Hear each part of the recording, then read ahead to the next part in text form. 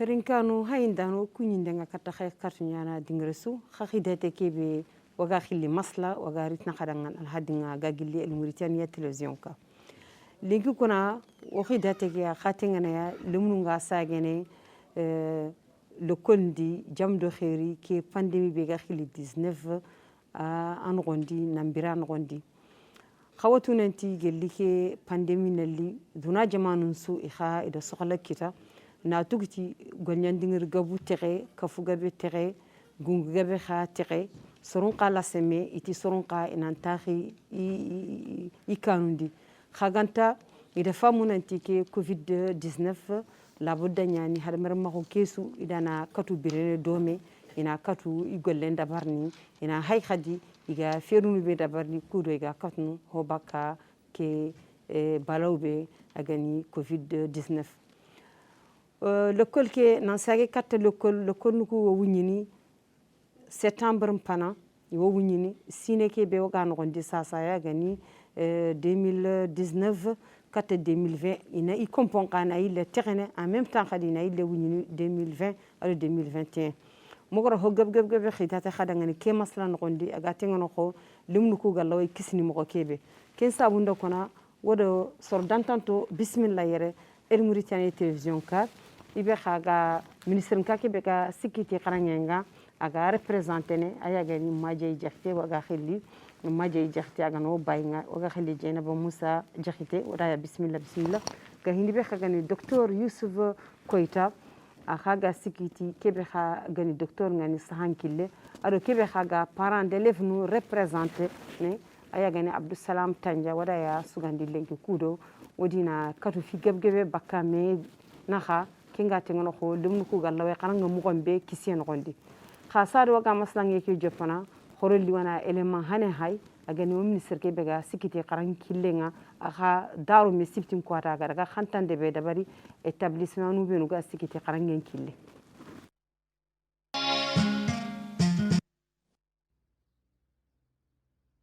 khaso begene septembre kota fana ken kota ni le ko qaran ko boku ga wunyini ken no qaran ko boku ni wanqini lavandi gara lemunga tagon tago be kama ini ga tawrge ini ina asumo kon surondi kedo khaso ke begene septembre kota fana le ko lening nanguni ke qaran ko po wunyinde ado qaran ko po wunyinde kutu kuntu bana kenke a wunyinde nga a sebetintenyen yo ken no ke girsira aga zikido qarangunde nya aga krosini kuna marmu adani peut-être ananya wodo surku benu ga kamu ke me famu musiri adani o ministre ke be ka sikiti qarangen kille nyani sibiti ke kwata ko darume akhada ga ado ministre ke be ka sikiti jamani ke no kompi ado ke be ka sikiti ko lemna khunga ado gelle khada ga khantande dabari no ko be khagani qaran kafun ko yagari établissement ko benu ga sikiti qarangen kille woni ke element yarit na khada ngani o jongati kenya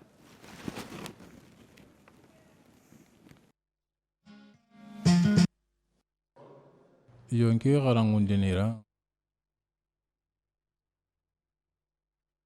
qaran kompuku yero ga qarangundi no kombe yigade imu gumunde ngwe kedo ina qaran kompuku wuni anyana kota fana ke qaso beka septembre abuto fana qaran kompuku wuni Kenya yo kenkunga na simandi sarano ndanga da sore sogin terenga nan tarbisa gaje ke beka ni coronavirus tarbisa au fini debeke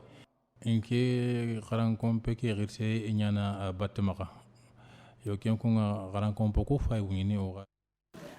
maramu adani wodo sorku be ga kam ko gara ko mo gombe wadi mafemu wati ministre ke be ga sikiti jamani ke qaranga gara khantande be dabari kudo ina katu non la bandeni ana kata hayni khadi qaral lemu ko ga ta hono mo gombe ta khadu ko kindi men qawra ke elemayani ke élément yani ministre élément kim gona mar mo jokku de maslaki kim gona maje jaxte tirinde hana umbe be ga tengana ko qarangi ke kille o ministre ngaki be ga sikiti qarangi kille nga ado réforme be ga qarangi ndanga da surendinde alla waya a fantam pancino dangani agara gollu sirubenu dabari kenga tengana ko qarangi kille يو أعوذ بالله من الشيطان الرجيم بسم الله الرحمن الرحيم صلى الله على نبيه الكريم سيدنا محمد وحبيبنا محمد عليه أفضل الصلاة والسلام مريم ورقة سكوني ورقة سجورة ورقة سقانتا بسوقي تاو دينغرانا anga tawo lenki anga murtani television paini o kunyindi darontenga kata suka humantenga o kunyindi kherkherentenga kata suka humantenga ewa lenki o tawo yimenga ni kebe lenki honne sa ekol kanunga ina ngunyindi ewa ga ngunyindi nukuna hinu dantanto wadi kunna chiri mogo gemu yedo ngunyinde kani yirgi kuna yirgi kharangen ken kuna ora waiti kenni kharangen special nyen yirgi kharangenga hinu allo golle nogondi igara o tarda parce que kharangen cigi geli mois de mars tendo sasa naka kharangen manya bari watenga dunadi damman chula same ke watebe ga dunadi lenki anda gollen cu tarda kharange ke ka ken golle an gondi ka to halle ti wateke khibarenga bari wateke lenki ada duna sula sama sere sunta aga ni mo ko weri bara wajamba di mo make sudi yo on taro no docteur nu hangen no gondi wona ken lage to ko docteur nu ma ina mo kon kono danga ka gollu kuncu ga sigi mo ko be kenya nda kharange ke ka siginti yo ka keta kuna alla da yidayenya bari keta u cengilo maliki ko tabe ga watteke awa hinni kane maka keta ke oda fam nanti oda ciri birene keta oda watteke ciri birene ken kuna ministère nda i moko sirondi di moko gemundi pour ga école nu munyini lem nu ngayile kata kharangi kendi keta kuna école ke munyi moko ke ha nyana ina kasu hilli kharangundi pour kiteren chine be ga nyemene ina timmanti ganta ha bakka wakati moko nyada wakati nyado kenalli on tahi bakkadi alla rakutiye nyana gari o de ganada batte nyaitan wakati ngari moko be ona wakati ke batti moko nyati alla na yida nyangoda no kondi ken kuna keta iga herenu be nyana keta iga kharangundini iga kato lemu ku famundini sina kutteke ina ken kinyandi ewa sina kuruman khadi ina jokkida batte i golle ana ko tenyani kha keta ke alla gari rakutiye nya hotel do alla rakutiye nya batte ngata yo ken kin kuna nawari sado waga tengana kata docteur waga tirindini wana munda elema be ni ministre ko angiri ministre igara gonyam peru do kilube no dabari pour le kon ko na katu nyene kisiye do jam no kondi wana hay gelle o elema be o ministre ke be ga sikiti kharangen ki le gella elema nga apparente ngen wana hay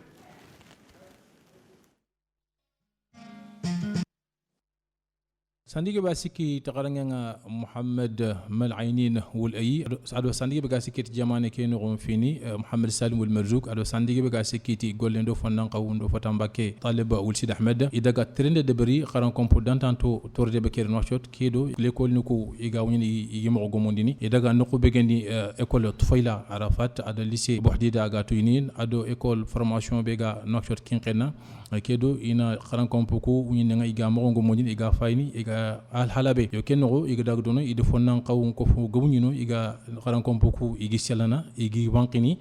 kedo ina labe kedo wat funci suna wasata qodono sakati uga wucebe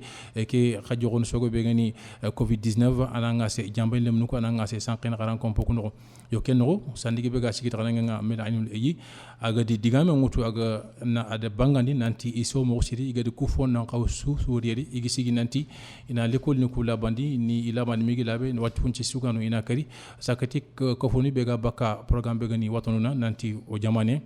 ante fisere su kompa nanti jamane ni manke Muhammad Rashid Azwani agani jamane ke tore mutu ad bangandi nanti garangen ni fiya fi rerente garangen ni fiya kat jamane den kane ken ko kenya ni igi sigi ke garangenga ina amogo gomondi kedo lemu nan kat garanga sowe kama ina khara labe no ina khara yonkin sahanno. donc nawari mukhtar ge yanda elama ke dabaro dangani soni kankanne donc docteur Youssouf Koita anda ngani ke pandémie 19 bega sasa hi hana iti sorondangi wana tago kanunga o maka daga dingir gabu tere ka sasa o hay period jadi wodo ke pandémie wo vivene domi anda ngani ke pandémie be 19 a sanke njewe ngani lemnu laway qarangadi kisiyedo sa yonki sahano ko ina nawari assalamu alaikum wara ban ku to gondi jamu wa wara ke masla asire nyan mo sirga ari wati ni parce que uga kino ko tawi linki le mun na fonda tele école ko la xam wa watte be gari be swatu golli gabe siken no ko tren gabe siken no ko ha watte nga sada ga tuini an kan ko gabe tu watte xibaren watte kelen nga ko ta to koti watte ke wona ko du hoso du nan wona sigit kelen tanya xarañ xana du nan piñan ko xarañ nga tan no ko n'est-ce pas ante gemi ko don tay bien anay makar ken kuna limu ko way le katara la ko ken nga c'est tout à fait normal watte be gani ko oranta bakay to yimen an fa oda bien do me kelen nga ona tukuna o ñaaxar mo xombe watte ke wasi koy hogoy bon ori ha watu tan mo duna di gelli ken kan sorona ha sorona here kita ki ga sorli here kita yamen qasaru ki on tan ona o hinu cikindi wa ma wala here kita on tan here kita wakati donc ona jokkido o kani ma donc le mo gundate wati le xar la xen mo hoy no hunni bona ina fonyo fo fer ni wona fo ngoy futta gondi n'est pas que watte ke wasi rabandi mo wosi école ko non o waso o swatu ka nanti lemnu yukunga igani be watte ke ha gani raga antaga bi to ni wosi ko ya ka su ko yana mo gombe donc lemnu watte ke antaga ka awreli inta toyi da watte ke raga na ka gani raga anta burundi de gabe to barne sa ko ko be dunadi ronga question be poser ne est ce que lemnu ko watte ni raga mo awira raga mo sino ko ya ka sukura mo sino ka ngatu watte ke bo be sa dunadi ibe watte ke ta ko cinga na bangay donc watam kum wala ga tegunu wala ko yonkin kun cor ndam boy ga test ndo barne ka lemnu ko komi ganta wara ko mo gombe watte ke antaga ba ta ko cinga antaga bangay mo sino donc ikunga test daga ba jani kenya ndanya ko so na fuma anta limu ko wala limu ko laga n'est-ce pas ko khur sumo kha anta ga ko gawi brondia donc anga donc limu ko oro ni presque kunga wateke ne sont pas concernés par wateke il faut ngani hombe so nga kanna o limu ko wara école ki n'est-ce pas escrater so rabi ira tay be rabi non ina ko so rabi kan ko so kan so pe kenya so pe kan kenya mo gari ken question la so pe kan kenya donc ona hera hen o kenya kan katana mo hombe kin kuna haga tengana ibega siki parent de lefun dangan yere agani Abdussalam Tanja anda maje jaxti anda digami sumu agani kebe kon naga tengana ko ministre ka be sikiti yonki saha ngati ministre ka be ga sikiti qarange nga gara kebe su gollube no ga sikiti gollube est ce que khada ngana khakum benu ga parent de lefun siki sigara khenga nonga est ce que khakum ga gollube no dabarni khadi yanda tu deme wala da bari gar khakhiriya gollu ko khaga tere kille be ta khana kem bangande zera u lawari angara ko mogobe parent d'élève nu ko yaga seneti le parent d'élève su tokonga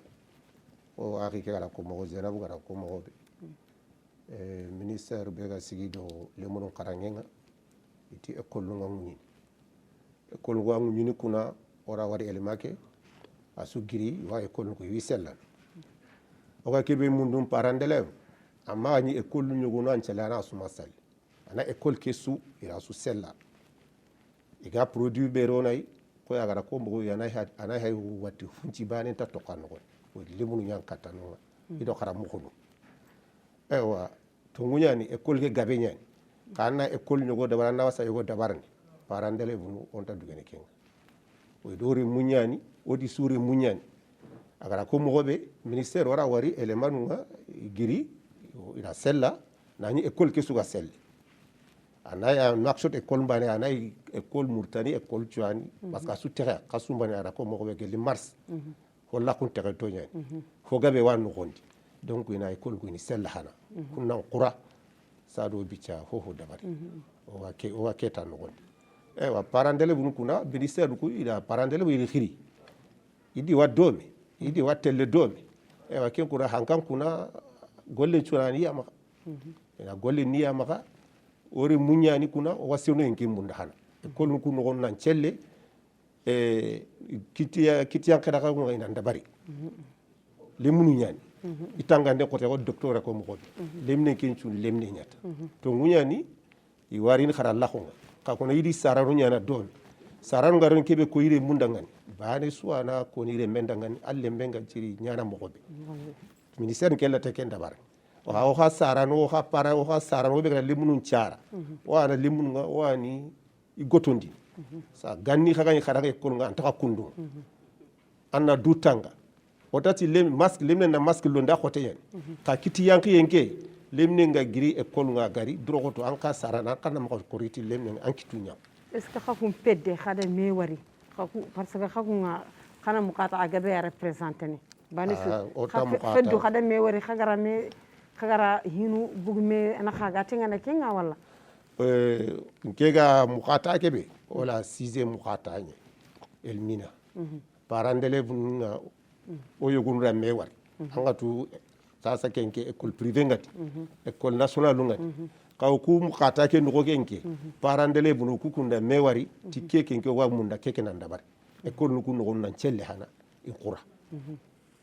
watti hunce gadi anday produit ga mega lawaruna di hana koy gara jeru kunya mo ko be gara kitiya kira ko lay lemunu nyani ina ray surveillance janta kenga o wakim munda mo ko si kuna nawari mpagi tengena kata obai nga maje jaxte anda diga min sumugu khakum benuga sikiti qaranye ke khibare nga yirgi sine ke qaranye ke gelli 8 mars wala kata 20 mars qaran kumpu su tere anya hobu chunu anya na khadunko anya university su tere lumu nga madem telle qaran kenda ngani lumu makara mo siri khawatin khawlo kol nu munyini xawi lene khadi xawi wuñini xawi lene itegana khadi xana ile sina kurumbanyana sina bana nogondi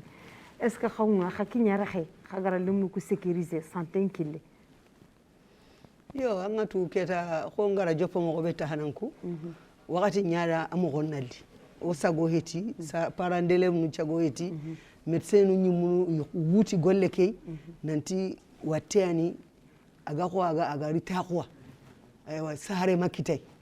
ken kuna onanti ore mun kakabana karanga ken nogondi I perde ne higabe keta wakati ngari mo gobe hotel do wakati njab mo nyaita keta alla gana yidaynya bari keta ke oda wakile karangi ngai wa continue ne do kasu hilli programme khase iwa hayni mi wa nyamana haya suga manyeme inanya mo ko kendi ke bari da karangu ndano ku mun former pour ga katono résumé nu ndabar ni mo gobe nemnu nga famu nu mo gobe di ga katono sine ke nyamana sina kulumban kanara no gondi bari kenya halle ane skole ane blanche anta soro ngaraje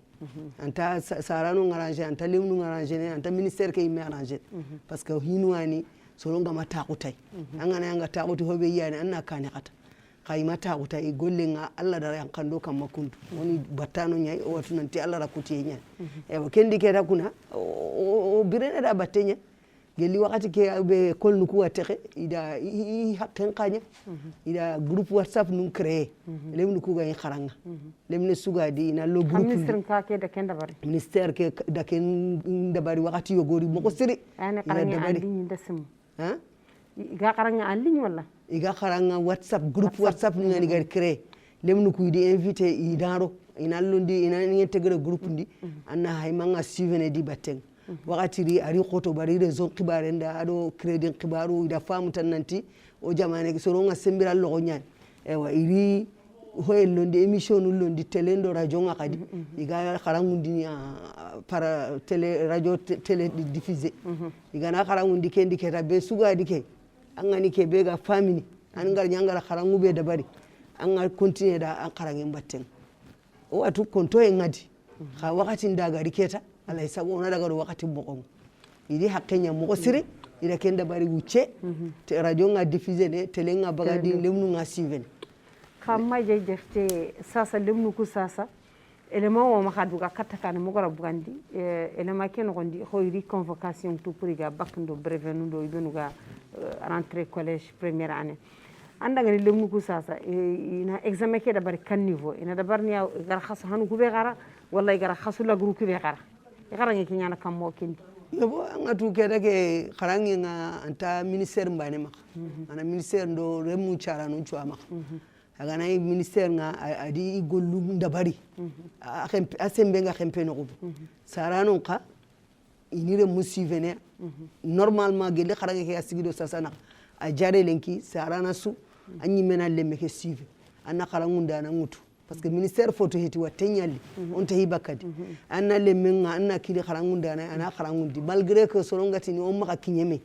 kha on a mesure barrière nu mututa kituna yankimi ga qura on a masque nu mutu lemnu nakato wasene perdre les side parce que programme nyana sine nga lemnu ga kharang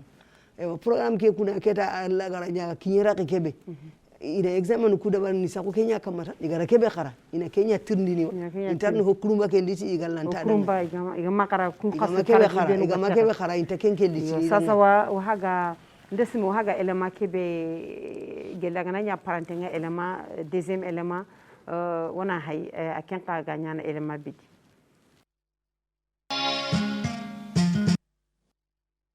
fankake do mogo gomunde nyanme ke do garan kompo kuna nguni sakati ko beni ga concours ni debari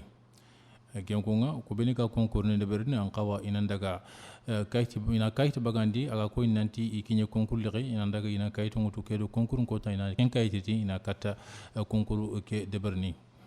kenno l'école nu bega asikendo fankan karanga wala fanka l'école ninga fankan karan komponga ko beni ga fanka ke korosinde fanka ke garan kompon korosinde inspecteur ni kubena ga garan kompotana ko fanka ko fo fije nan prévenir ini kayci nin kinni nanti corruption dano ko bega corruption dini garan kompotana ko nanti prévenir irana ke wate kan ada fankandi ko nyamo dantanto ak fini nanti ke bega ko maskinin de urjawelni ala kunditi afo gebe le ko ni kanu kedo concours nuko wala garan garalemu bega concours de bane igana concours ke jopa ina kata garan kompo ko la banjini garal demo ko men kata ikitunga kini idi ko kebe fobo ka tengene tamudo tumu june maske idi kem le fangandi kem bagandi ko baga tengene tanji ke kesi urjawlin kesi ado nanti surandi yokutanani ado iga yoku wank yokuni dikime gawara konso fankandi bagandi kedo kharange ke ga kata deberne mobe gam kharange ga kata deberne mobe kan dankili mobe gam patanta nanti concours ke gana concours ke ngala kata jopene wala concours ke ga jopene mobe gan khawa ken kona na wari mukhtar ge yanda elema ke dabaro dangani wa haga tengana kata docteur Yusuf Koita ada nyanda ko nanti lemnunga watte ke nti torno mo sidani letini khadanga ansime maha il faut que ina prévention gabe tout pour ça que madaga saranuku wala qaramogonuku madaga agananya wattenge mahakinya ko ngeda ndama mo ku document yo gono gondi garabugondi covid 19 ke nanti lewna mbucine gananya ga makinye tampile wala tampile do karago antaga ba soro rabene kubenu khadiga kinye kelle kata 18 ans ma kata 25 ans itikunga aharga nikita iwosoro labene me iwosoro rabene khay kunyimenu inta mantoro kita est ce que andanga ni kulum nu benu ga telle kata le kolnga est ce que rante sarano nuku mantoro kinya nda antirni nda famo siri nga wona da homme ko hina koy lemunu ku homme koy watege higa way tronga mimo kam ha tron sura mimo guti hiba bayno kam watege anta ho gay gondi lemnen gelli watege ran joppi ma kelink jaman qor honko shin anam igar hombe ko ngande igar hombe ki kando lemna mbaran kara lemu ko ngani wutu anyana ko lenu gara sare ma tamudo ka wufine anda faaw aganda ngi tamudo te gota ngara ko ngotin lenu on ta compter lemine on a compter ko sey donc o ka 18 ans on a lemine donc jaman ko ke shin na gara jopay terebe kara c'est sen agab gaben khallu fullo ma en tout cas article derrière ko ngara wutu lemna mbaran kara shin o kana États-Unis ka wutu jaman ko re no xawar watiya gondi mo gombe lemu hille ankara hay kulli wonu hille ga ibaki sine ba ne ke khas bana ma ba ne ke khas tumi khas karagi donc ima kuma ki hay sine donc wora do gona hay donc watte ke anta go livnin karne donc o magat limu huwa école tele pour yatli karno andu kuma watte o wari hina hay ku jankour leon bane alors jofi kharangan o ngal limu jofi khara école nga ay mode télé maternelle à partir de 3 ans wala école primaire à partir de 6 ans donc wat kun o wari hina église littérature aga c'est le wari ku jaman ko ngar ko yon ko shindo États-Unis aga kun kari donc awre le wattege anta ko le karno ha walli le lagan aga le laga le gi anta ngar ko xaram go anta ka ba tagwanci taga alla le ki lagan tan ay le ki me frontal dum taway parce que tagwan dum ko hate ke datte won anta tekun fa khawa kinyana fursunga yo kunna watige wature jong donc wature mi ko ad gondi khama bangi donc watira agay rabandini angaba il faut gana aga bangi kamania akama ngatekun parce que anda nguna ti jangro mi agir sa gara rafi akama ngura akama teku abugu ala jinga wala akama tigiso abugu ala jinga donc wiga tekun akama la rabandini watte donc agana rabandini fo gana kama ngadu anay ma hoy dia ana kama nga takon tunga kama donc kubenu ga watte ki yatan yanay donc limu khana ngaba kemu wondambe yangaba watte ki ya 95% leni nga watte ki kana 95% en fa tagwan tan nyina wala tagwan hon nyina donc aga tinga ma donc antaka warabandi leni taga warabandi khawa kinni khirse ja khawa kinni khirse kay bagam ko na kinni khirse bagam donc o gona o karna koy rabandi xiwari limne heti o karna fi taxir su ko kunyal way rabandi mo xosini limne lan tay rabandi mo xosini wara mi faamu yoy donc a fam ay rabay rabandi kay bagam yo namuna ki wara ki khura ki ko na c'est bien mo gari katta kana na ile katta santé sa so waga tengana ko katta o akhi Abdou Salam Tanja khakunga anti khada me wari khakum benuga sikiti lemnuku sarano ka hay khare munde ngena ke pandémie no gondi pandémie be agara duna su soxala o jamane ke kha kahini jamanu benu la budda qarangen sire nyani kha yonki sahan kande simma ken qayam pasay donc sasa khakunda mani est ce que khakunga ministre ntaki de ga sikite qarange ara formation kena khay parce que saranu suhiti iga dungena tike watta est ce que khara formation kiti maka nanti il faut kana me sensibiliser kharamunga telle mo gombe ado iga kibe da barni kude yonki sahanda yo zarabu nawari ministère nga aga kebe ko docteur presque arako école no kuinta to ko terrain la budda imunye docteur hagara no ko c'est important ati wateke am gelajo pay o swata girti china ata ma haylemni akada lemna mbani sararu nga katara khebe koy lemun ku ga daga na école ki i magari saranu ku i magari ira saraw ki yere baranda sararu ko ay munte koy lemun ku ga daga na keranki lemunu nyani ido lemunu mamonu do kisma idi kharam gon wa domi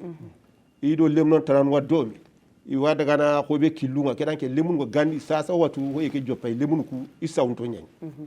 o khirsu wa bakka lemun ku haysa ikum mabu yarin bogu sasa yo hayga makita école ki da wakita tikilunga saranu ko o kanu yera hana kha docteur ga raxe beko a jop ara saranu ngari asire honni ati lemne nga wakinni ka akini ndenga magab o khirsu alla wakinni me mo siringa bon ministère ke ngara kebe kotan agara mesure barrière be kotan akenna kenya kam ona lemnuma surtout kitti yanki adas lemne ke na masque non c'est que lemne na masque londi an anke khirse yimera tan la na sakata lemne misi barrière ko kitti yanki yake ada alle mengire kolnga anda sara bitaro kandi ani kitu nyaki yere sarano wayi mena golleni ke o wa keta no gondi bo hilandi be oga ilene kanai lemunu sarano wancir sikori mundanga wancir wori mun sensibiliser khani lenki khamay khani kanye lenki khabo kata école aga daga andaga inda maka gab o tatin andan amme nyamuna maka kinyeme ka anna du tang watu watenya rai wateke kuna arabandini sere dire mulla way ken ko sara la way ken ko ire mun ministère ken kungi sensibilisation kam wara wari ele make le sero benu ga examen ko kuse lemnan tugunu kirsun petit sero benu ga examen ko concours ko entra 6e iri dossier nous déposer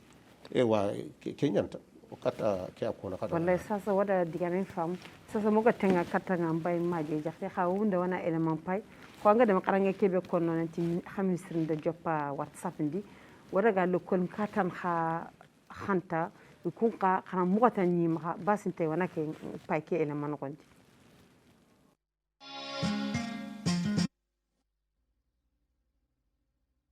xaso begene septembre kota fana ken kota ni le ko xaran ko boku ga wuñini ken no xaran ko boku ni wanqini lavandi gara le mo ga taawon taawdu be kam ini ga taawre ni ina asumo kon surondi kedo xaso ke begene septembre kota fana le ko ni nanguni ke xaran ko bu wuñinde ado xaran ko bu wuñinde kutu kontu bana kenke a wuñinde nga a sebetinte nyen yo ken no ke girsira aga zikido خرانغوندينيا aga كروسيني اسمي عادل طانش منسق العام لمدارس المعارف التركية العالمية في بريطانيا isine ke nyana osini sikande oga mortani no oga mortani fonnan ko خرانغونديني tuwagunga ko oga خرانغونديني jamana kutu kuno oga tuwago be kunni kun fonnan ko ona mera ken tuwago men oga kini mortani fonnan ko yo anti serse kumpanga nanti faje begeni corona ade golnya magoni ko wala golnya ne gollu ko adi sigindi fofo son taxa adimbene ken no qarango ko ga isigi o qarango nga o jokki da batte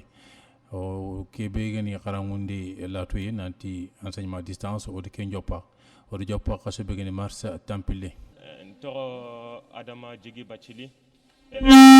terminal nyanyana école maarif turc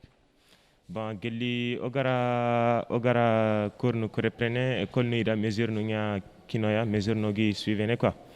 mesure no de distanciation oga masque no londini do kenso ba début au parents nous ani iga hésiter honne mais avec école ke ga kebeso kono école ke ga nyana mogombe donc il décide iga cours no reprene avec les meilleures dispositions. yonki garanga ki garan kompia on garanga hira tiga ngala da garan kompoko odi moxro ne game garan nga sa sauna jopa wa ken ko ngado watte ki kana kata ne game ke do ogana garan wo ki garanga ki jopa watte ken nga se sankini garan kompoko no ken no ona maskini nyaaro ndeni ogana ri ko ta garan kompoko no kitunga ki sabne doji magana labe ogana ro garan kompoko o lato ne meya yo kenyani kengura maje jaxti anda ke elema hay muksiri ke lokal tan yani mais privé yani akamanti ho gelli ho ikenali pandemique ho balaw kenali ikun sage qaramundini par whatsapp wala yimenaro klen no ndina xe kata lemne nyimme sarana aro lemne nyimme ina famunday an kada mani simma ke qaram mo est ce que ke qaram mo aka aw hosirono qara lemnunga ke epidemie no yebo ko keta wakati nyaga arti kundu soronna hayna ina dudem ndey na qasi yanke ngai parce que serega ma dem kebe dabar na ngata dabar tan sasa ana problem créer nanga ka herenta kembane ani keta aga ni soro ma buguti kille la alla lemnu na wase perdre de sinen tuya wajibi ministère ne i haqqen dabari parce que keda ga dunade soro nga ko wa nyaaka na me o wa me hayni jamanu nyogon wayli kay watte gantay karangi nyana en ligne an ordinateur nyana maka an karam mo nga ikandi anan karangundi yo kunkuda idem to nyana yo oku ora yatan kundu o ya gon tekento parce que golle ari woro kama watte nyandariti khadi mo goso ministère kendi haqqenya nkeda ngani golle ki ho khor ke ana sarano ko kam ministère la way entretien de barni ana école num qurandi ministère la way kabandini me hay gaga no be ga rini ana police ndabari ina wasirini gaga lemu pour wa teke ma rabandi parce que problème ki gan lenki hobe rabandi kesan amma kagabo ka wateke ngati sere summa hari hakkile ni nanti sange jani wateke wadi anta jaman ka homunda anta nanti tome anta munda nan nyonki katame nan tirgiso katame vraiment ke sunu hinwa docteur nungaro to ngai deja onon ciri dabar sarana sulenki an ciri ya haiga ma ko nan dangani ho ana ga duna suga sigira batte sarana sulenki an nan ciri ni an kandi an galle men to ngono aga ni daga école ngam ko be aga telle aga hay telle anga ko khayni hoye boutique jay aga khals ke raga na mo ko be an nan cira to ngona suja parce que wakati kiya danalli watenya na dunadi sere suwa mundalenki iga kisinay mo ko yo akisi mo ke kuna ona here nya ko ni meita ministère di here on dabari sa farandere bu khani here on dabari e wa janandano kana sigi sensibilisation ga soron famundini wateke akatu don sikki mo gobe aga ta soro rabene ma aga rimantorarti ko docteur ndako déjà ati lemnunga kon kan tira ga na miga khenu i hatoku suruma dunya ni hatoku no gondi wateke ga ti hakana ewa kake tanka agama hanka man pankantara bandi ke kuna kenya nda sorombu to kotondi pour école ke munye nga keta ke anakato dabarni kundu soron sere sugari keta ke anna kutte ngana siganci ke kempe andaga nim bay ma je jexte xa ministre ngake ke no de xagani o debul muku na daga wara ma wilaya ida kangongo xa xedi kudo sensibilisation kenan kinye da bari kam angatu jamane muqata asu adi direction nyan drain nunga partout drain suide ya mani yenya kinanga ana sensibilisation da bari en population parce que hiya ne oga no gondi ki siranta tengranta vraiment il faut tan soron na birera batten ken kuna ida ya mari yanki ni drain su anna an chorobe nuga an personnel be ngam ma anni sensibiliser déjà ida professeur nu ko former idi former ake wakan no gondi da atelier nyara bari ni tongo iga katono lemnu ko recevoir no ko beti iga nani iga école nguni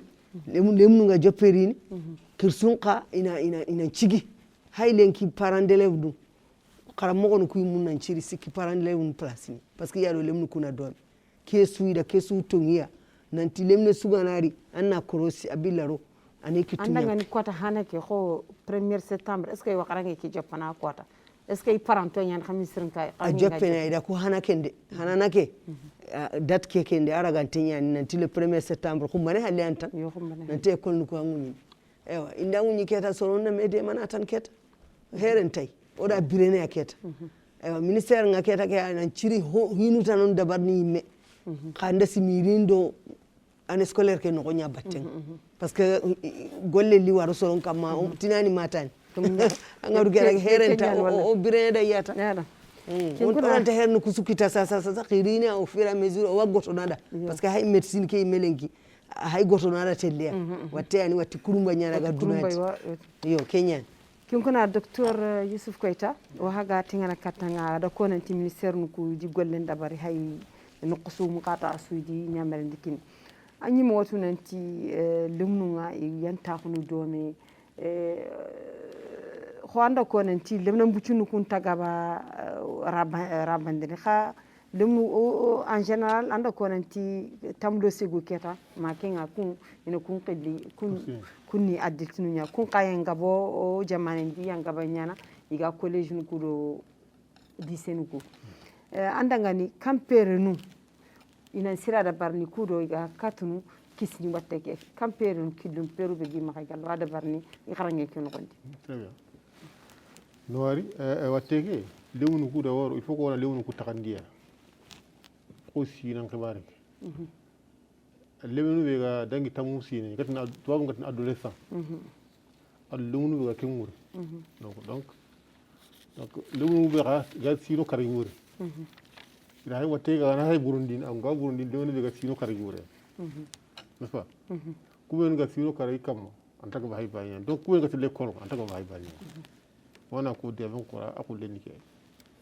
ha o ga to ko watte nyaga nay watte ke akem problème manoy ke be ga tugi sono watte gay ato itenga daga tigi sono agana jangro rebe gara haybu atago dangi ni meter hak jangro rebe ke akote yen anta to ko bimbini hoyke hoye hankidi ayerene ata dangi amet akada ayerene kenyan cigi igati songa donc gana lato me meter hak hay segana tigiso haga ma tigiso i hoy kitege kun haga ata dangi amet donc haga lato me antaki na kama donc bare hana igati ton lato me e kolge to gona taw donc dum ngay taw in fronta de weno bantana anay meter hak aga roko meter hak wina meter le kolge bane no dum ko to nga janu ko ka hongni haga taw num me kana aga nya gol ngal lek aga nya no kusu hay jar na kaga lo la turmi 1 mètre kinga deja pren bari yan pour na jangur na wati ka ba na raba ndi sikindi ken ho pren bari yan kana ngi ibi kana kuna aga tekunu nafa wati kana kama wala aka wanto taw aga to wontan ana herenya aga nay musar ngama to musar ga tawa ana kitte hoy ana tekanu kon ana tigisano kon wala ana tekanu kon kenga ana kinde ba takiyene sare tanay e wo tronga ne mi kuñin igana mi kuñin ina mi kuñin ti rakkenga wala ina mi kuñin ti jef kay ma kitu kinimi waga kedan waga mi do bari ko koy pour wadde hoy watte ge ma raba hoy kunya kon ngi ina wat kitu kinimi n'est-ce pas hein e wo ibe maraga hay qaram ko ko rabe yimmi yo ma kitu kinimi ina mi kuñin tan assalamu alaikum wala an ka ba wona mi kuñin tan o mo kitu kinimi e wo agara ibe ko nga xoro sebu ga tan tamusi ak wallahi maskulondi tamu da sino do hota ak wallahi maskulondi n'est-ce pas tamusi de nga nga na maskulondi am won ko ten donc lemnu ku n'est-ce pas pour le moment qui a une mesure barrière ha kena nga école yen classe no gonyeti classe no donc jangu remmi ka roy ni naga aga hanki ro classe ko ana ma hoy parce que jangu remmi ki roy birene table kam tera ci so table kam jangu remmi ka roy birene ana to kono wala ana roy poigne gane baka classe ki poigne rawara gana ana huwa kitenga ana poigne keram donc il faut qu'on ait un classe nous ana yika ko su lu ngana bu école ngana bu classe ngana wi désinfecté wi yanké ni yanké après pour lui ga yiti ram ga honko adavelu na dilution na wari ina kan donc ana ko to ko fo ga fonte ken warna ko hôpital ku no ko n'est pas hein o ga tamu jangu rem ngatel le mo warno o ga yanké ni bu tal ko yanké tanu hille ay ko ngara bu ko ni raw yanké ni ara ko yanké taban n'est-ce pas il faut qu'on dit hein on a chez koy lewnu ko sarano widu kharamunda no n'est-ce pas il faut qu'on wa ticket quoi jangro reme ki il faut qu'on a jangro reme ki aga bange kammo katam kun n'est-ce pas teru wala yonkiran kilu ngaragen il faut qu'on a kun toi igana wari lewne be aga classe no gonyet n'est-ce pas ina here ina raga ina ga idole mo amara lewna kutural aga kan no gonyet saron na lewne ke wa ina here hay atli docteur fa ma wara agarne ko la ga ravel donc ku indamu il faut donc parents ko lewnu ko sarano ido kharagundanu ko ido direction de l'encadrement ina ketwa ken tawas de lewne ngare andai école mu sari garono école pistolet yebe so yatam fatu andai gima roy wa ina température lewnu température fay ken ngate lourd mais agana agibe mo agal wadu barna ana bar parce que hôpital clinique privé ko saranga rono il faut ko nafa comme kan tamunda te garono ngati le clinique mum poyndi nafa ina pistolet ko hay gelli hatan kum wala hatan parce que hatan kum normalement nafa il faut test nyaade barna ko maintenant parents ko yimenu kadi il faut ko dans ça na to ga xate limu ngam ko to ngeen watteke hein huwani ga konta konno lewna khalin so ranga te yala ngani watte ko ga faamu donc anga te yala ngam ga faamu ken ka ana dia donc te retu hakile nga kino ko be ancien ga ken parler ken parler ga mo gombe donc il faut ko ni ko yime et puis hipani wa yadi ne fa torna ma araga koy te ga watte ga ni bere melaga ne fa ko ga discrimination da ko ga ni kama ah oni class renta ka lika ngolo tan kun da gananya to ngana kun da waran iwere me ganay jangoro me ginta ha ga to ana nya ko ga mungundina no le ngara ga donc discrimination ko men ona hele donc discrimination ko ma do kullo me kenka wa haga kata kane mo gari kunga wa haga tingana kata lewnu para Abdousalam Tanja anda diga musumu keta sasa khakum benu ga sikiti khairu muko kharangen sire nyani khairu mun sahanka ndesma ken qayam pasa kharangen khada kan formation kinime khada meni kammo khaga katu watte ke hunche khaga kata afamu dini lemnu kusara no kudo ko docteur nga gara kono mo gombe fa khakun natu watte ke gani mo gombe ayani lemne be ganari katta khay ado hokum bakana kata fam yo nagari zenam sado mbicha kinya en question ke ampa gara majectir nda be ga ministère représenté ni to koy limunu ko koy la formation ga dañu joppe limunu karangundi télévision do hoy ira joppa adañi sarano aussi wuti kenga mo siri ka amara ka kan e ti formation allin ira joppa amara ka kan kenga sarano ko ara sarano ka ro watu mo siri sasa kundu lemunu be ga terminal ya hagara groupe nyoga nguni hay groupe ke sere chutakit ke nda sarano ko de ke ngunyida ministère nyandangu ya ndangunyi imaro anta télévision kam ken manya ay groupe whatsapp nyantan yogono ana kita yogono takit am ko ka khotenye haya ngana kita crédit ki yalla wujunu sikirone parce que annanta na kurna bara matndo physique do wenga sur internet amanyo donc ada ni joppe quand même mars ko mbaje gara ko mo be joppe kharangundi ala télé ala radio ka finalement la kentigin bo kembire kuna gullira kentay seren ci wodi di me bo ke ngara danga nga gir question ke be ko rokun parents d'élèves bunu koy ngara ko mo be mo khata su école ko ni ido wali ado hakim do mernu ado agara ko ado drennu do parents d'élèves su taw way docteur nu yusu gara ko mo be asura ko way lemnu na yay kata khara laxi ko agara ko mo docteur nu so ro garanti to gunyani lemnu nyani inta ara bandinga antari kasaw ka o maka simma majira ko khoyi wateke antay awadi mo siri ona kello lemnu mendi hana o kunyi mer parano yimena jagaiti wateke away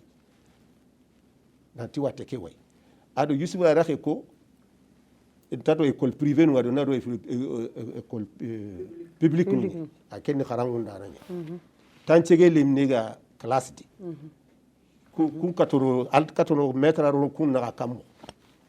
parents d'élèves nda mundi maga ti ke ina limnu ko ni taganti kunna ri 8h na 4h 2h na 3h ma ja ka heure ki haketu kunna yanka kiturna yanka kituru nari parents d'élèves nda kumundu kemundu ministère kem ma ina lemunu ko ni taganti o watu o su watu tancege le wana le hoy ewa kengam ila ken tirndi mo siri ina ken dabari saran e parents d'élèves ko ewa kedan ke ga koy docteur kera ko mo gobe hoye kenta soro ma ga test dabar khara mo ta kentu ka lemne be hatenga tiwo ewa comment on appelle école nga kirse way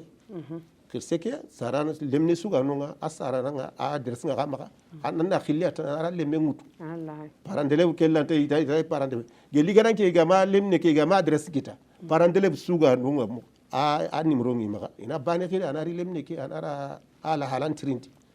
kenga no godi ka mi parents d'élèves ko insister no gobe ina lemnu ko takanti tan cege limne taw me kam ken golle yo ado yusuf rada khebe ko nanti ko ye lemnu kunda yanka kota ina li sal ke pulvériser o suno ke tata bar ka hay koye kenke tabani koye ga mak hay khaso ke bire su kenke nyanari ni sal ko pulvériser ken khawra ken kamuri ma ken kona nawari muksir wa haga elema hayni elema ananya elema kuna professeur nu nyansehe ko qarangunda nu nyansehe ke elema ngondi i khana noko privé nyani khada ko iga joppi école i qaran la xeke e gumundini mo gombe horoli wana ken elimatrinka yo nke garangundinira nga tuwago be garangundin ken togoñani physique yo garan kompoku yero ga garangundin no gombe igade imo gumundingume kedo ina garan kompoku wuñi a ñana kota fana ke gaso be ka septembre abito fana garan kompoku wuñini kenya yo ken kunga na simandi sarano ndanga da sore sogin teringa nante arbisa gaje ke be ni coronavirus arbisa o fini debeke inke garan kompe ke girse ñana batmaka yo ken kunga garan kompo ko fay wini o gado ke ñanme o daga mo gumu ne ñanme na xamon nanti garan kompo ko bane suñi tampile do garan lemma nagati awtu ban suni na xamon nan garan kompo ko garan lemu tampile do nagatu ani garan kompe so xawa ci awdi tagandi bane ko garan kompe so garan lemu tamdu filla do nanugo ken kedo ona ke watte kane kata o galal mu go igani garanga ke kati watte gari ni tumana tani nagati ki ke nanti recreation ni nagati awa to denya tumay bana e bakka recreation bana kedo ina ngasi nyati me iga tinkono me sange keno kati ga watte ke jambani me wala watte nga sanki ni garan kompo kuno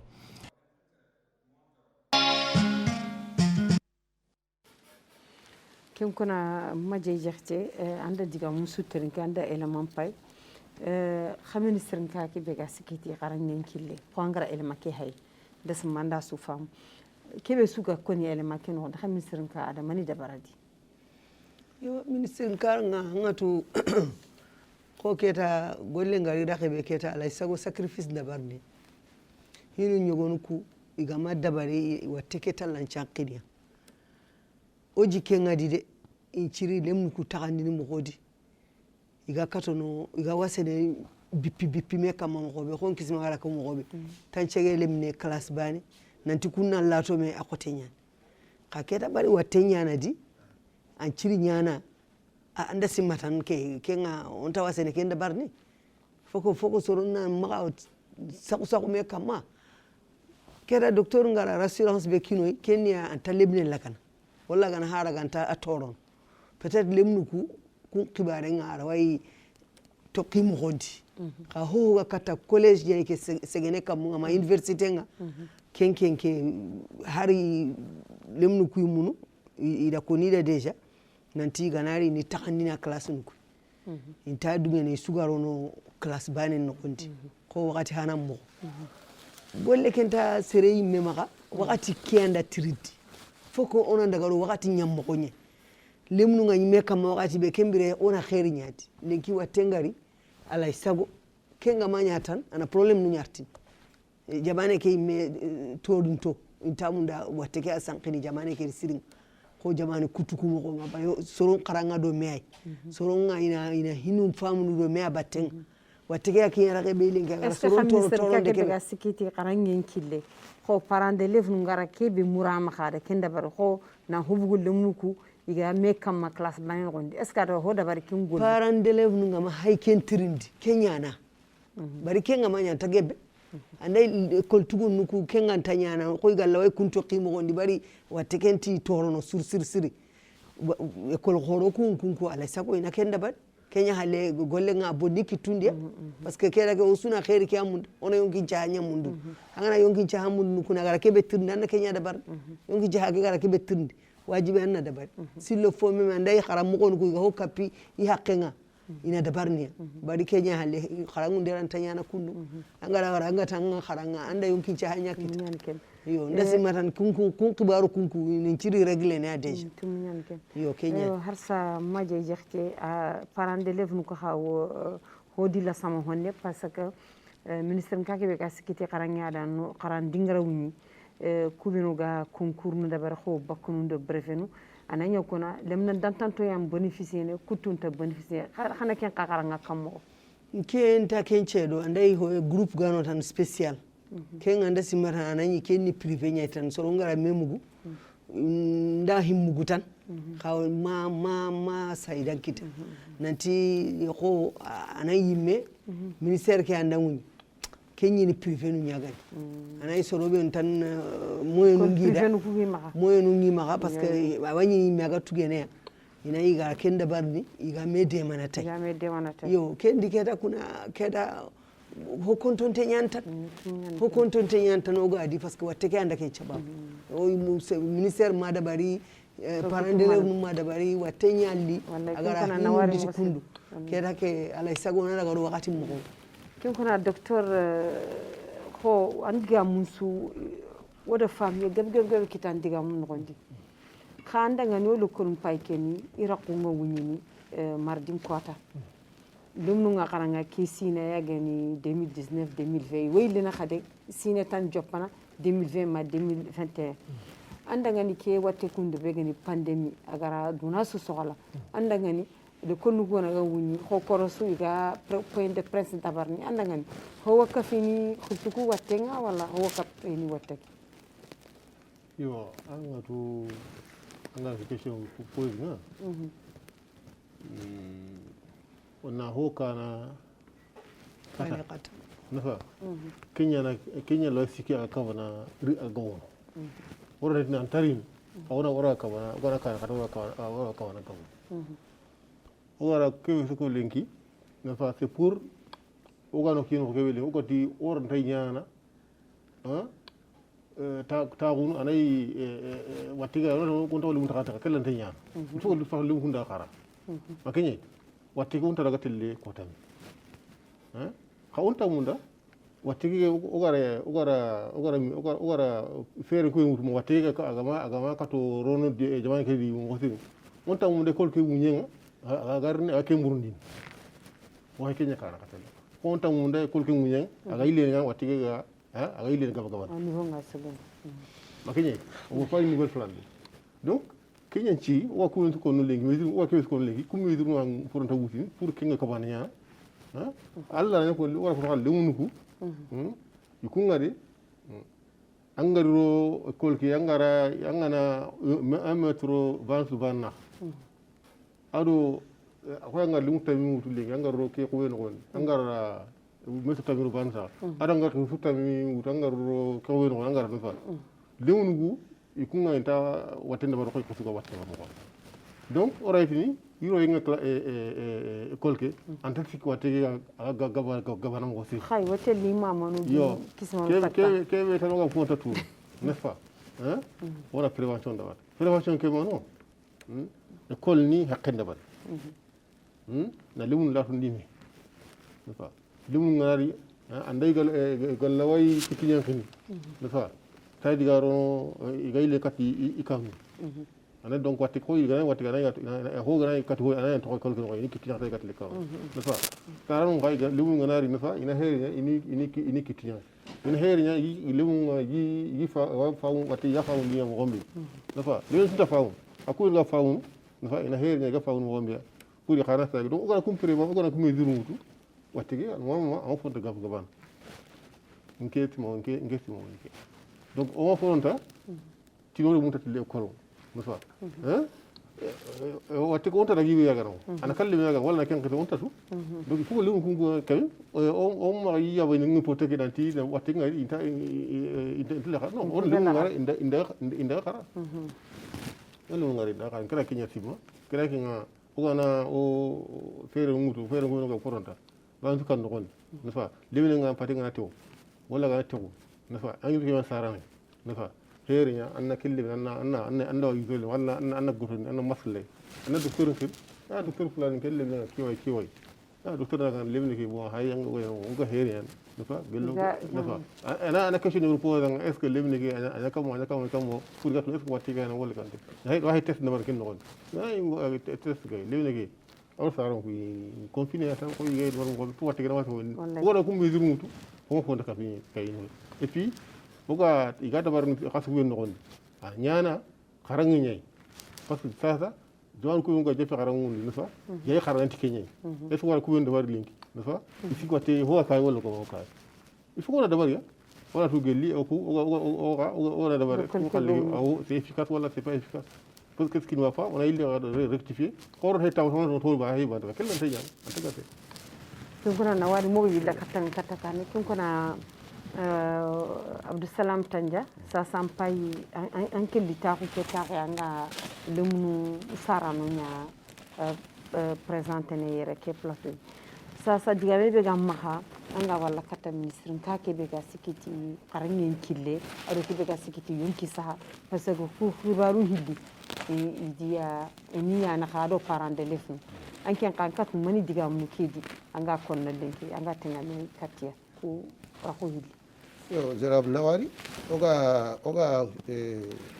hobe kono ministre ka be ga sigido kharangen qibarenga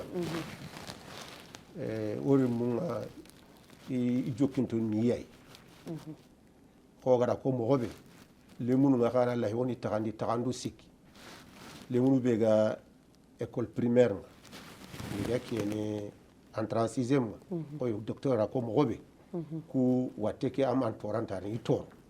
ata o matanta antira gara de ka am an toranta ni tor ka no gube ko tengani dro ko to kitti yankira ko lemunu ku gana do no école kedi indro ko to ni kittu iga siki lemunu ku kittu ku yankini sadi biaro classe anga de kulle muna maskerundi hay gana joppa aranta dallani ado ele makya gara ko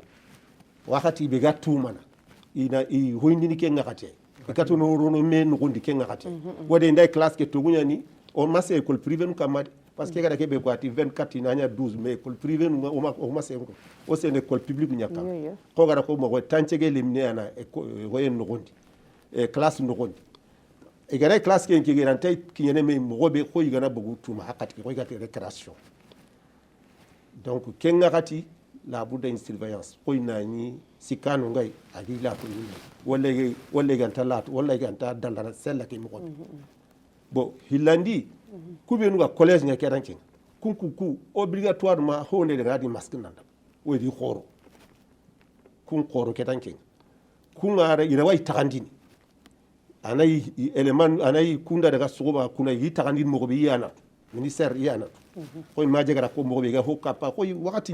mo nyanda da obligatoirement e kubenu kunga école khoni gati université ga kunga khirsunyan kunga obligatoirement idi masque nundi shel nundi hoy ina du tangati kenya ministère nga lay ken topitiro da ngani asirenya ko yi docteur gara ko mo gobe aga gamanya ko ta su gari ni sallu ku pulvériser ko yekenke ila la dabar ko yanka gana ko tay khaso kenke imma sadu ko hay gelli gela pulvérisation hade ba hay hama be wodi watte agari mo be sir sunto ministère ngana parandele bun dama ke parandele bun ka sikya ini dem o gara ko mo gobe o kha sarano wa yimena no limununga o yimena no limununga o yimena no limunto o yimena anti no limununda ngani ampay kata école nga khaga yimo gobe ganni école anta ka kungo anki tunyanki dutang sang gabe ntaka école nga angana gire école nga lampa la lancharan an ka sara lemne kendari drogo to sara bitaro kake drogo to a topita ni kituku yang la kya kapama kufran pay maje jaxte anda diga musumu humbe gatengana ko parent d'élève agara kebe suko ado docteur nga agara kebe souligner asusu gatengana ko yonki saha lemnu isage kat lokol nga sage sire iga saha nkitta mo kebe di xam ministre nka kebe ga sikiti xarangen kille sasa allah kon o dangani agara lokol lemnu ko taxandi mo gombe agara demdu ko taxme gelle agara maskunu ka nya lemna qorunda walla ho tugununda ala famuduna agari taxandi mo ko kebe yebo angatu keta o hay kataya o makinyai hana yedo ko mane hallen keta watenga jamane ndi alay sago dépense dum bakka ministère de éducation alors ministère de la santé yanciri ikitullo no dina gonya don ministère de la santé ana kubare ko ana watekeri mo gontu ana sensibilisation daga ewa ministère de l'éducation kuna seno en topiti administration ke da seno en topiti parce que inciri directeur d'école su ina koyay lemnu ku aga ciri rondi mo ko be classe ga iga ciri bakare création wakati no be kempu programme antenyan déjà ina kencu programme école su angan ciri lemnu libéré wakati be gay les récréation ari gana classe bi ga ta on me karanga mo ko be igala to me mo gobe watte ke anda ken tirindi ala sago da barni Ewa, parce que sone agama ke da bari agama da baranta gem seno yake ana sarano nyama parce que lemne ke akebe nyana isara nan bangin an punga ga kebe nyana class no konti class ke wakati la mane agana lemne ga girka ha docteur ndo hogabe sinye nan ti xanan siri aga manya koro so nan hay ko eta ban yobo ke daga nge ko watte ke anda ken tirindi da simatan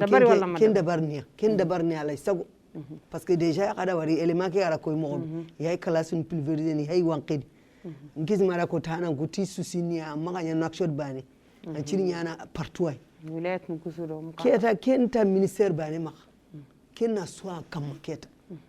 lenki surtout parents d'élèves nous be sugari lenki anyana munda alle menna cha ministère ngana drokoto mo ko su saranu ngama drokoto ho on tasiro foko suana ngolnya domi kiye kiti wankiye parce que watten curi to kiti wankiye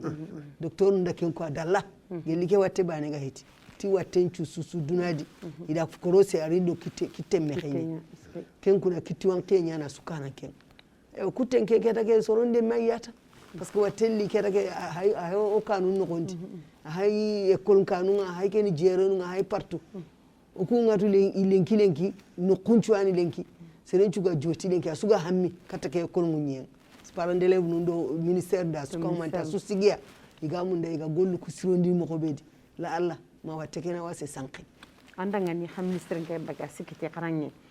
aga sigira xe be lenki kwata anda ngana pare lemnu nga telle qara kisiyo do tange nako apare parce que wakati nkinye o lemnu lante wase telle qara qarange développement ta san qarange watten qasirenta daga nyi men sinambe oda birene aketa golle ke no so makati ministère ke ndi golle ndabari keta to ko suivinga ken kana parents d'élèves nka ini sembe mbaga ni cigi ina korosindi khara mo nu ina korosindi parce que khara mo ga bono mo sando lemne be ga do me kotasu anan cira fam na ga sifa be aga na sazi tan ngatu keta on te lemne ken khibare ko no parce que watte ken te lemnu tampindi lemnu tarabandi ha keta haydo suku horo ko na utu college nga keta kata université golle ke so hay kenya kam kunni go horo nya so ronci heni da sensibilisation nya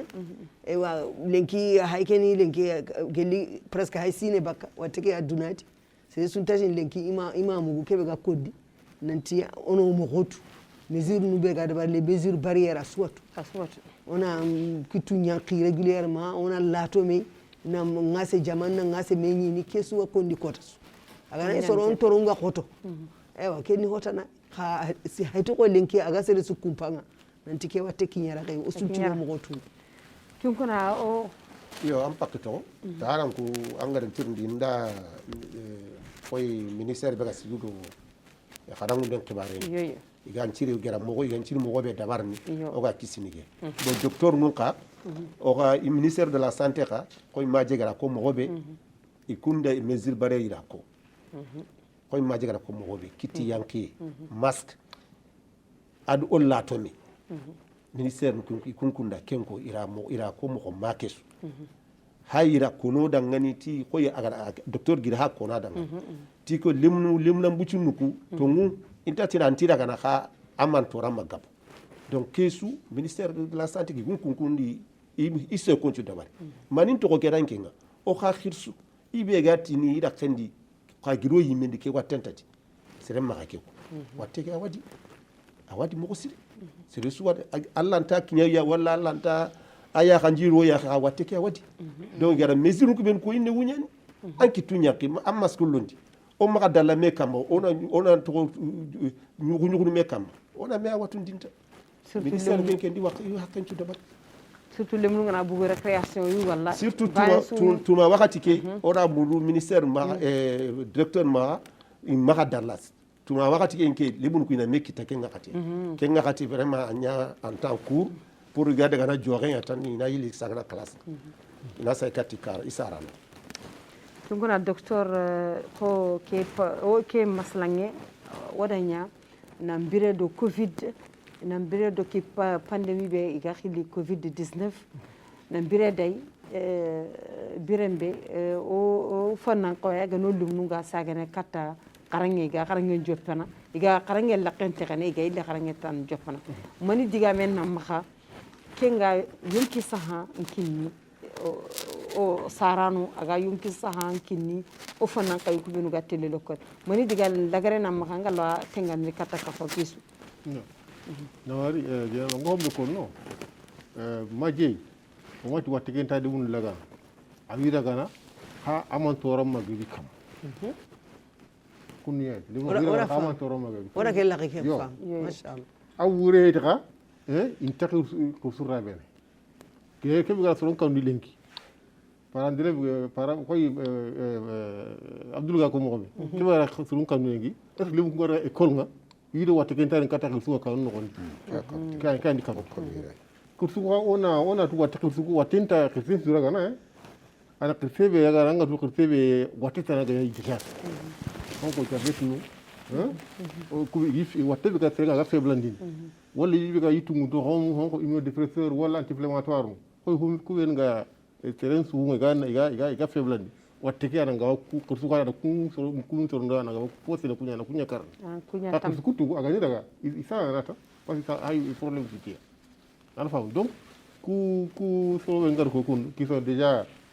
fragilisés ko yana watte tan nya déjà taro covid yarn anga ko tampindi kem kuna lebi ngana gire école n'est pas adi mama kebe jabet ngai wala ma sumbu ma kini ana ya koy lebi ngana gire no koy ado jangro remi ngal wayri katia ay wa ele fragile n'est pas donc lebi ni kitara ko do wala yiki tunya n'est-ce pas yura ngu ngara ni ana am ku bagandi ina mi kunta ke bira ga la ko ta na mara ko ray mi amra ta ka e mo ata lewi ngar ni gamira gan donc wara ku ko no pour que le troni hakay to kadi anga nokki ranga nokki ta yere bu ka nu anda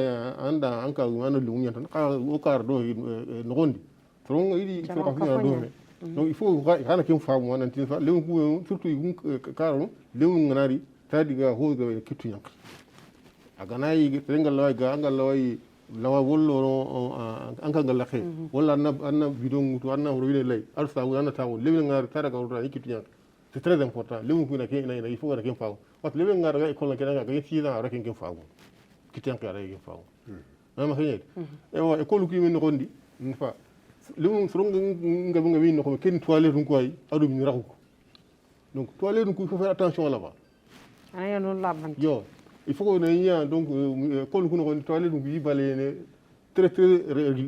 hoita gawi qui est non surtout poignet nous coup de vote parce que gawi non c'est ça hein donc ado limu ko min ko ber herinya ne fa il mara mini iba vers val non banu sura mini la sarana taronga lonya ban su di mi honnari nakini ke tan nga kebe ko no ke watte an koy watte be ga tago ga lay dume ne koy watte kut kum ko donc o ga mesure ko wut on taxay on nya koy o demi ko ta wona nya koy jikko tan no kitten ki ko mo ad sawu mo ku ngara hein pour watte ana ga watte dume ana ke ko ga demi ke nga o watte ko wona kata hankan o ma ngu watte kutu koy vaccination no fonda continuer ngayere wadaga tuberculose ngayere rougeole ngayere ne fa adda mo so lewnu ko on dabari ina ni vaccin dabar et puis lewnu be aga gelali na aga jefe aga jikku suñu kira kelle ne haga na ko wala ko jikku tan na la tatan fin o mo wat lewnu bu ci ñen na fa akhaw non on a heri ñe ga ku jikku suru ki tian ki ndo na ngati ida gilli gilli na ko ida na ko ada ko ne kiran o da ngal hotan kiran nga ata heban ta ko solo na ken ñamul na ki akay ken kuna nawari ken kuna wakati ken taxaddalna na ñewe be digal daga ringa maxa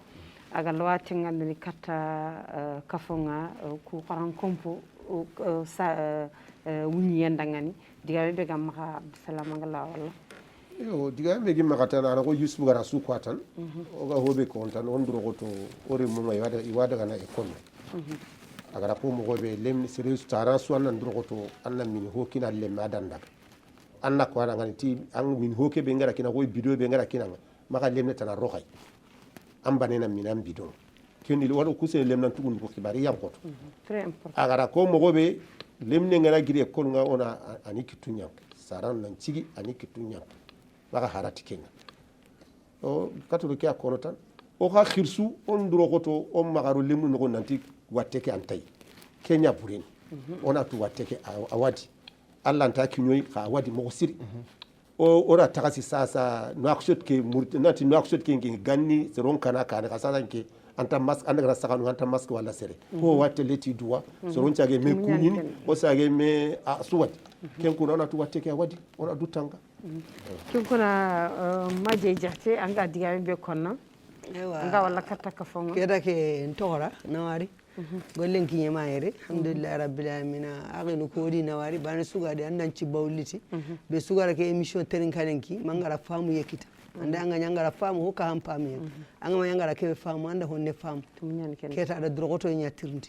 ada seno nyatirndi ada marayendo jikku ganka ko nyatirndi parce que keta odo ke wattega birenea o marenada ona kota tunu oga hankana mo ko beti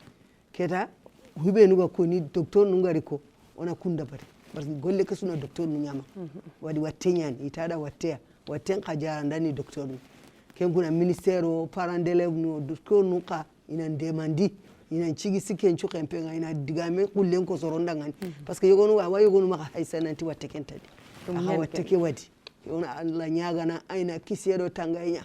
Allah ta yakan jibrero yakindi Allah to sokula Allah to la sama ke watte kali amin kin kuna hanawari muksiri terin kanu haindan lenki kwata ke wagara ibenu bismillah khadangani wodi gara ke émission dabari khidate be atongani masla kenni be khagani qarngundan khore yani yagare yana siginte nyani muksiri soni kondangani ikafo ke dangani agani maje musa jakete na wari muksiri ado be khagani docteur Youssouf Koita kahini be khaga parent d'élève ku représenter gani Abdou Salam Tanja khana wari muksiri khagari yere khagara dunga ku fatan panchu bangandeni mara mundangani ibenu ga réalisation ya gani mukalzum o ke kunni ibe khagani cameraman o kunni ibenu ga feter o su kunni wona khada ma tatan inshallah Allah gana dunga ko wara khumsu